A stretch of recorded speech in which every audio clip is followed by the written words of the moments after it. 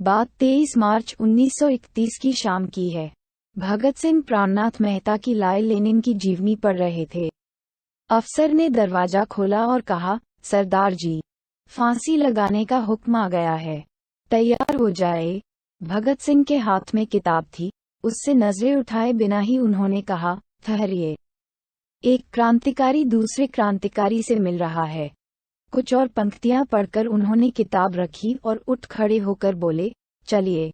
और इस प्रकार भगत सिंह, सुखदेव और राजगुरु को तय दिन से एक दिन पहले फांसी दे दी गई। प्रस्तुत प्रसंग का वर्णन वीरेंद्र सिंधु ने अपनी पुस्तक शहीद भगत सिंह में किया है। हमारे बीच में से अधिकांश लोग भगत सिंह को मात्र एक क्रांतिकारी की तरह ही मानते हैं, परंतु भगत सिंह मात्र एक क्रांतिकारी ही नहीं थे। भगत सिंह एक विचार है, एक दर्शन, जिसने क्रांतिकारी गतिविधियों को एक दार्शनिक आयाम दिया। भगत सिंह की जेल नोटबुक मिलने के बाद भगत सिंह के चिंतनशील व्यक्तित्व की व्यापकता और गहराई पर और अधिक प्रकाश पड़ा है। ये सच्चाई भी पुष्ट हुई है कि भगत सिंह ने अपने अंतिम दिनों में सुव्यवस्थित एवं गहन अध्ययन के बाद बुद्धिसंगत ढंग से मार्क्सवाद को अपना मार्गदर्शक सिद्धांत बनाया था। हालांकि यह आश्चर्यजनक है कि किस प्रकार उन्होंने ब्रिटिश सेंसरशिप के बावजूद पठन हेतु पुस्तकें और सामग्री एकत्रित की और महज 23 वर्ष की छोटी सी उम्र में चिंतन का जो स्तर उन्होंने हासिल कर लिया था, वह उनके युगदृष्टा युग पुरुष होने का ही प्रमाण था। ये सोचना गलत नहीं है कि भगत को 23 वर्ष की अल्पायु में यदि फांसी नहीं हुई होती तो राष्ट्रीय मुक्ति संघर्ष का इतिहास और भारतीय सर्वहारा क्रांति का इतिहास शायद कुछ और ही ढंग से लिखा जाता। बहरहाल यह उतना ही दुखद है कि आज भी इस देश के शिक्षित लोगों का एक बड़ा हिस्सा भगत को एक और महान तो मानता है, पर यह नहीं जानता कि 23 वर्ष का वह युवा एक महान चिंतक भी था। किसी भी महान व्यक्ति का अध्ययन तत्कालीन परिस्थितियों को ध्यान में रखकर किया जाना चाहिए। यदि भगत सिंह का झुकाव मार्क्सवाद की तरफ हुआ तो उसके पीछे भी कई कारण विद्यमान थे। दरअसल 1917 की रूस की क्रांति के बाद मार्क्सवाद और समाजवाद पूरी दुनिया में बूम कर गया था। सर्वहारा वर्ग द्वारा निरंकुश शासन पर विजय को हर जगह सराहना मिली और इसे सर्वहारा शोषित वर्ग के पक्ष में क्रांति कहा गया। दूसरी बात, 1920 के दशक में पूरे विश्व में समाजवाद की लहर दौड़ रही थी। यही वजह थी कि राष्ट्रीय आंदोलन के कई पुरोधा भी उस लहर से अछूते न रहे। सुभाष चंद्र बोस और जवाहरलाल नेहरू भी समाजवाद के काफी प्रभावित थे।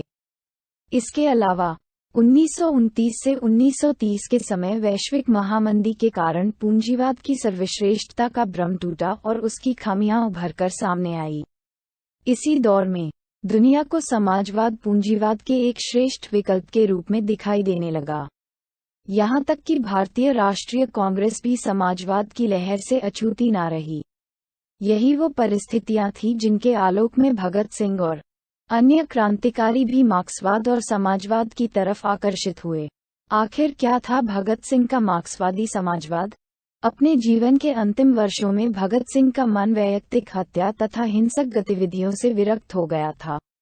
उनका प्रसिद्ध वक्तव्य था, पिस्तौल और बम इंकलाब नहीं लाते, बल्कि इंकलाब की तलवार विचारों की सान पर तेज होती है। इस प्रकार वे मार्क्सवाद की तरफ प्रभावित हुए।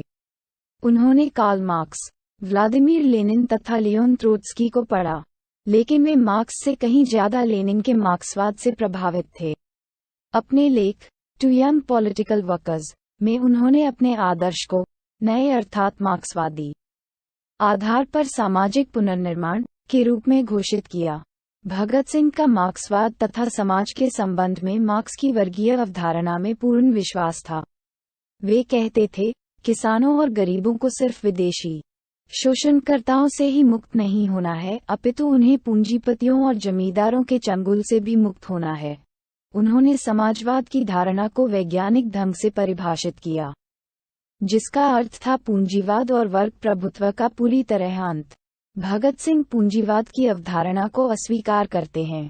उन्होंने पूंजीवाद की आलोचना सामाजिक और राजकीय दोनों परिप्रेक्ष्य में की।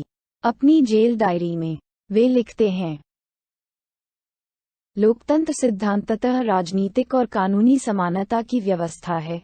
किंतु ठोस और व्यवहारिक रूप में ये झूठ है, क्योंकि जब तक आर्थिक सत्ता में भारी असमानता है, तब तक कोई समानता नहीं हो सकती, न राजनीति में और न कानून के सामने।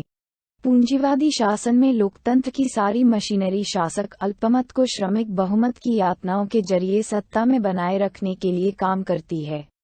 जेल में वह सारी मानव जाति के हित में अर्थव्यवस्था और प्राकृतिक संपदा पर वितरण हेतु विश्व समाजवादी क्रांति के विचार में लीन रहे। जेल डायरी के पृष्ठ 190 पर उन्होंने लिखा, समाजवादी व्यवस्था प्रत्येक से उसकी योग्यता के अनुसार, प्रत्येक को उसकी आवश्यकता के अनुसार। इस प्रकार भगत सिंह के विचारों में समाजवाद की ओर झुकाव काफी पहले से दिखाई देने लगा था, किंतु बाद में वे व्यक्तिगत हिंसा, हत्या और क्रांतिकारी गतिविधियों से अरुचि से भरने लगे थे। उसके पश्चात वे मार्क्सवाद की ओर तेजी से झुकते हुए प्रतीत हुए। यही कारण था कि 1928 में उन्होंने हिंदुस्तान रिपब्लिकन एसोसिएशन का नाम परिवर्तित कर Hindustan socialist Republican association (HSRA) कर दिया और क्रांति की पुनर्व्याख्या करते हुए एवं स्वतंत्र राष्ट्र के निर्माण हेतु एक ठोस कार्ययोजना प्रस्तुत की। यही विचार उनके भारत नौजवान सभा के गठन के समय युवाओं को सशक्त करने में दिखाई देता है। यदि वह अधिक समय तक जीवित रहते तो उनमें वह प्रतिभा थी कि वह राष्ट्र के भविष्य को भी निर्धारित कर सकते थे। राष्ट्रीय आंदोलन के दौरान तत्कालीन समाज विभिन्न समस्याओं से भी उलझ रहा था। भगत सिंह मार्क्सवाद में विश्वास रखने के साथ साथ सामाजिक समस्याओं पर चिंतन भी किया करते थे।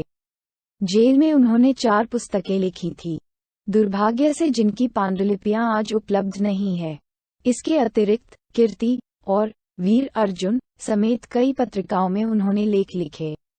इसी परिदृश्य में उन्होंने कुछ लेख लिखे जो कि इस प्रकार हैं। अछूतों की समस्या का हल।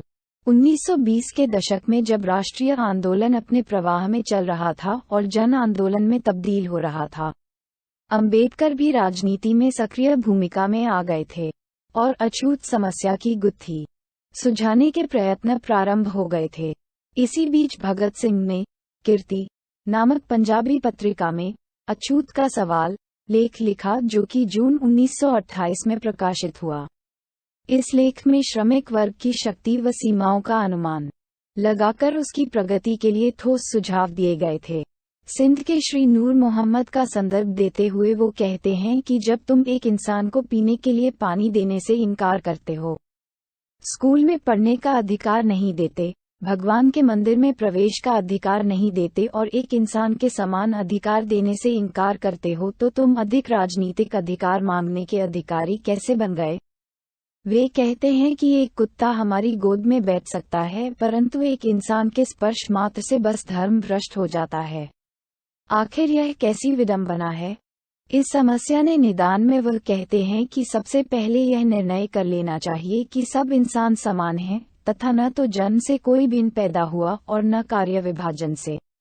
वे अछूत कौम को स्पष्ट रूप से संगठित होने का आह्वान करते हैं। भगत सिंह अछूतों और श्रमिकों को असली सर्वहारा के रूप में घोषित करते हुए कहते हैं, दूसरों की ओर मुंह न ताको, संगठित हो जाओ, सामाजिक आंदोलन से क्रांति पैदा कर दो और राजनीतिक आर्थिक क्रांति के लिए कमर कस लो। सांप्रदायिक समस्या का हल। असहयोग और खिलाफत आंदोलन की समाप्ति के बाद मुस्लिम लीग और कांग्रेस के रास्ते अलग अलग हो गए और इसी दशक में देश में सांप्रदायिक दंगे भड़कने लगे। 1926 में कलकत्ता में एक भयानक दंगा हुआ। संयुक्त प्रांत में 1923 और 1927 के बीच लगभग 88 दंगे हुए, जिनके कारण हिंदू मुस्लिम संबंध लगभग पूरी तरह भंग हो गए। इसी समस्या पर विचार हेतु भगत सिंह ने कीर्ति पत्रिका में सांप्रदायिक दंगे और उनका इलाज लेख लिखा। इस लेख में वे सांप्रदायिकता के आलोक में भारत के भविष्य पर प्रश्न उठते हैं। पहली बात, वे दंगों का इलाज भारत की आर्थिक दशा में सुधार को बताते हैं कि भारत के लोगों की आर्थिक हालत इतनी खराब है कि उन्हें एक दूसरे के खिलाफ भड़काना काफी आसान है, क्योंकि भूखा व्यक्ति अपने सिद्धांत ताक पर रख देता है। दूसरी बात, वे लोगों को परस्पर जोड़ने के लिए वर्ग चेतना की समझ को आवश्यक बताते हैं।